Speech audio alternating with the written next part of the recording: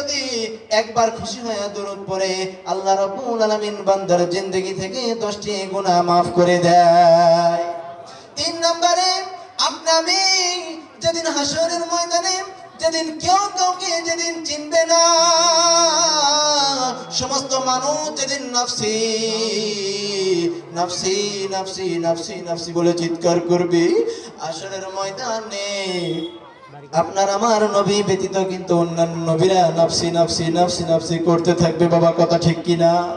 সমস্ত মানুষ যেদিন হাসরের ময়দানে নাফসি নাফসি বলবে, আল্লাহকে বলবে মালিক আমার কি হবে, আমার কি হবে।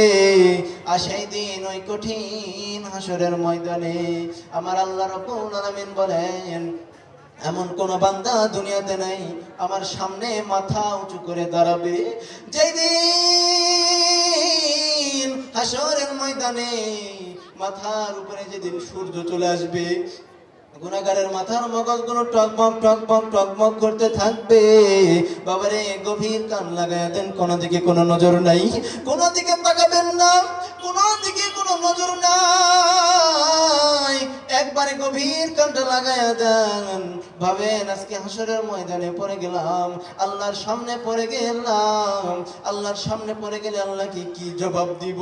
ওই হাসরের ময়দানে সমস্ত নবীরা বলবে, আল্লাহ আমার কি হবে, আমার কি হবে, আমার কি হবে মালিক, আমার কি হবে।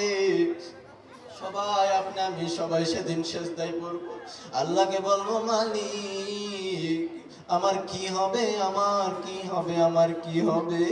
কিন্তু ওই যে আজকের এই ওয়াজ মাহফিলে ওরস শরীফে খাজা মঈনুদ্দিন চিশতি আজমিরি রাহমাতুল্লাহ আলাইহির ওফাত দিবস উপলক্ষে আজকের এই যে ওরস শরীফ করেছেন মুখলেস হুজুর, আজকের এখান থেকে যদি আপনি একটা বার দুরূদ পড়তে পারেন, আমার আল্লাহ রাব্বুল আলামিন খুশি হইয়া হাসরের ময়দানে আপনার আমার 10 গুণ মর্যাদা বৃদ্ধি করে দিয়ে দিবে।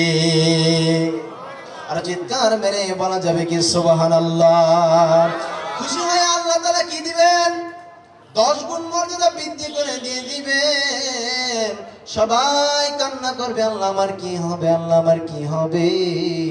কিন্তু আপনার আমার দরদি নবী শাফাতের কান্ডারি রাহমাতুল লিল আলামিন, যেই নবীর ওসিলাতে আজকে আমরা বসতে পারলাম, এই নবী শুধু সেজদা এই পরে ইয়া হাবলি উম্মতি, ইয়া হাবলি উম্মতি বলবে। কি বলবে? ইয়া হাবলি উম্মতি, আল্লাহ আমার উম্মতের কি হবে। আল্লাহ তাআলা নবীকে ডাক দিয়ে বলবে, নবীজি ওগো নবীজি আজকে হাসরের ময়দানে আপনি কাঁদবেন না। কি করবেন না? আজকে হাসরের ময়দানে নবীজি আপনি কাঁদবেন না, আপনাকে পাওয়ার জন্য আমার বেহেশতগুলো কাঁদতেছে।